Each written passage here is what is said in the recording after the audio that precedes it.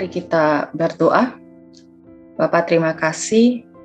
Sebentar Tuhan, kami akan merenungkan sebagian dari kebenaran firman-Mu. Buka hati, telinga kami, untuk kami boleh mengerti setiap firman yang akan kami dengar saat ini. Terima kasih ya Bapa, kami sambut firman-Mu hanya di dalam nama Tuhan Yesus Kristus. Haleluya. Amin. Shalom Bapak Ibu Saudara-saudari yang dikasihi Tuhan. Mari kita merenungkan firman Tuhan hari ini yang saya beri judul adalah hidup sebagai orang Kristen. Kita tahu bahwa sebagai orang Kristen hidupnya selalu menjadi perhatian bagi banyak orang. Baik itu yang Kristen maupun yang non-Kristen. Hidup kita akan menjadi berkat bagi orang lain, atau sebaliknya kita malah menjadi batu sandungan bagi orang lain. Hidup orang Kristen ini berbicara hidup baru yang dipenuhi oleh Roh Kudus yang tinggal di dalam diri kita, sehingga kita memiliki sikap dan perilaku yang mencerminkan pribadi Kristus. Kita menanggalkan sifat-sifat lama kita agar kita menjadi serupa dan segambar dengan Allah yang bisa memancarkan terang bagi orang di sekeliling kita. Kekristenan ini bukan sekedar hanya bicara tentang keagamaan, tetapi kekristenan ini di dalam bahasa Yunani yaitu Kristianos, yang artinya adalah pengikut Kristus. Jadi pengikut Kristus adalah kita ini harus mengikuti teladannya, karakter Tuhan, bukan kita mengikuti gaya berpakaian ataupun mungkin gaya rambutnya atau lain sebagainya. Jadi hidup sebagai orang Kristen yang bagaimana yang harus kita miliki? Mari kita buka firman Tuhan di dalam Yohanes 13 ayat 34 dan 35. Aku memberikan perintah baru kepada kamu, yaitu supaya kamu saling mengasihi. Sama seperti aku telah mengasihi kamu, demikian pula kamu harus saling mengasihi.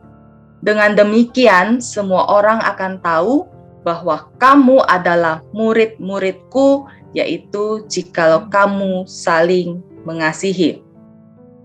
Jadi poin pertama yang akan saya sampaikan hari ini yaitu kita sebagai orang yang hidup di dalam kekristenan, kita harus memiliki karakter kasih. Yesus memberikan perintah bagi kita untuk saling mengasihi. Firman Tuhan juga katakan, iman tanpa perbuatan adalah mati. Jadi hidup orang Kristen identik dengan perbuatan. Kasih itu harus ada di dalam hidup kita sebagai orang Kristen. Karena lewat kasih, orang bisa mengenal Yesus di dalam hidup kita. Terus bicara tentang kasih, Tuhan Yesus juga mengajarkan suatu perintah yang harus kita lakukan, yaitu kasih kepada Allah dan kasih kepada sesama manusia. Kasih kepada Allah yang pertama adalah kasih di mana kita mempersembahkan tubuh dan hidup kita untuk Tuhan sebagai persembahan yang kudus dan yang berkenan kepada Tuhan. Seperti juga ada tertulis di dalam Roma 12 ayat 1 dan 2, tidak usah dibuka. Jadi ini berbicara tentang ibadah yang sejati. Jadi ibadah yang sejati bukan sekedar kita rajin beribadah, bukan sekedar persembahan uang yang kita berikan, tetapi sikap dan perilaku kita harus sesuai firman Tuhan yang senantiasa kita bisa mengucap syukur di dalam segala kondisi. Kita bisa mematikan daging kita, mencari kehendak Tuhan, dan kita juga terus konsisten melakukan perubahan diri untuk menjadi lebih baik dan sempurna. Tadi yang pertama adalah kasih kepada Allah. Sekarang yang kedua adalah kasih kepada manusia. Kasih kepada manusia adalah kasih di mana kita tidak membeda-bedakan teman, tidak iri hati, tidak menjatuhkan satu dengan yang lainnya, juga tidak membalas kejahatan dengan kejahatan. Karena kasih ini kita itu harus saling menghormati, saling mendoakan, dan juga senantiasa berbuat kebaikan dan lainnya yang baik dan yang benar sesuai dengan firman Tuhan. Contoh mengasihi itu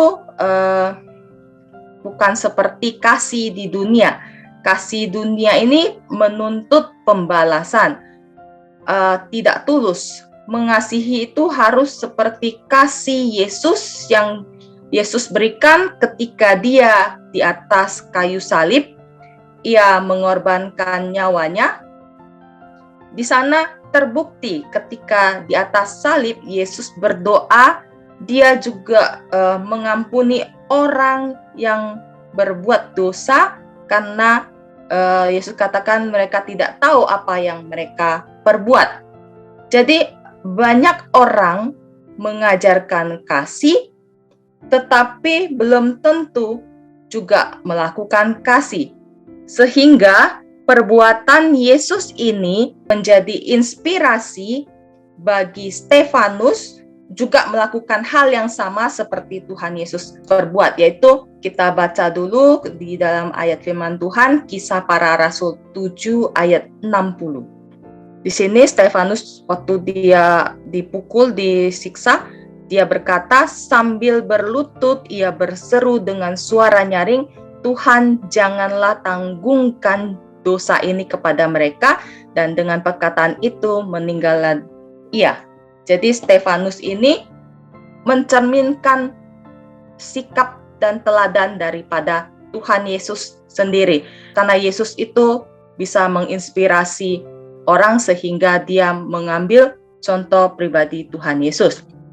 Yang poin kedua, di mana kita sebagai orang Kristen harus selalu memprioritaskan Tuhan. Kita baca dulu ayatnya di dalam Matius 22 ayat 37. Jawab Yesus kepadanya, kasihilah Tuhan Allahmu dengan segenap hatimu dan dengan segenap jiwamu dan dengan segenap akal budimu. Jadi di sini berbicara tentang kasih, pasti kita memprioritaskan Tuhan, karena prioritaskan Tuhan itu bicara ketika kita melayani, baik itu di dalam gereja, di dalam rumah, di dalam lingkungan, mungkin kita layani dengan sungguh-sungguh, jangan ada motivasi lain. Contoh ya, prioritas itu seperti waktu kita dulu, misalnya waktu kita pacaran, waktu baru kenal itu, pasti kita akan memberikan waktu, memberikan kasih yang murni, memberikan perhatian yang lebih, terus bisa sharing, dan juga mungkin rindu untuk mendengar suara. Nah, kenapa kita tidak perbuat ini seperti kasih ini kepada Tuhan, yang kita mau rela berkorban, kita mau memprioritaskan Tuhan di atas segalanya. Dikatakan dengan segenap hati, segenap jiwa, segenap akal budimu. Jadi akal budi itu bicara tentang tahu mana yang benar dan yang harus dilakukan, prioritas. Jadi contoh prioritas itu juga ada dua macam. Prioritas itu contohnya misalnya kita sebagai orang Kristen, jangan pernah kita menjauhi pertemuan-pertemuan ibadah. Terus prioritas yang dua macam yang saya maksud itu, contoh ketika hidup kita lagi sulit, kita sungguh-sungguh mencari Tuhan. Terus ketika kita diberkati, kita menjadi lupa dengan Tuhan. Itu namanya prioritas yang semu. Jadi prioritas yang tidak bertahan. Contoh kedua ada prioritas yang ketika hidup kita sulit, kita menjadi sungguh-sungguh mencari Tuhan. Terus ketika kita diberkati pun, kita terus sungguh-sungguh mencari Tuhan. Jadi kita mau diberkati ataupun tidak, prioritas kita hanya kepada Tuhan. Karena Tuhan telah menjadi teladan bagi hidup kita. Sekian untuk firman Tuhan pada saat ini. Mari kita tunduk kepala, kita mau berdoa. Bapak, terima kasih untuk firman Tuhan yang kami dengar saat ini. Kiranya firman Tuhan itu boleh menjadi teladan bagi hidup kami, mengingatkan kami untuk kembali mengerti sebagai orang Kristen harus hidup memiliki kasih dan terus memprioritaskan Tuhan di dalam hidup kami. Bapa kami yang di surga, yang kami kenal di dalam nama Tuhan Yesus, kami berdoa agar setiap kami mempunyai hati yang taat kepada firman Tuhan. Firman-Mu adalah untuk kebaikan kami, karena firman-Mu mengandung janji. Walaupun terkadang kami tidak mengerti, tapi pimpinlah kami untuk tetap mampu melakukannya. Mari dekapkan kedua tangan di dada.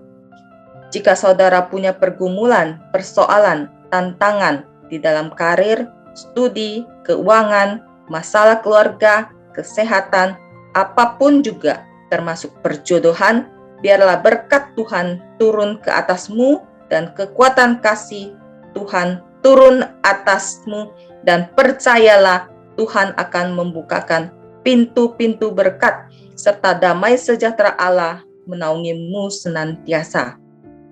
Saudara terkasih, jika ada yang sakit, mari tumpangkanlah tanganmu di bagian yang sakit, supaya menjadi sembuh di dalam nama Tuhan Yesus Kristus. Haleluya. Amin.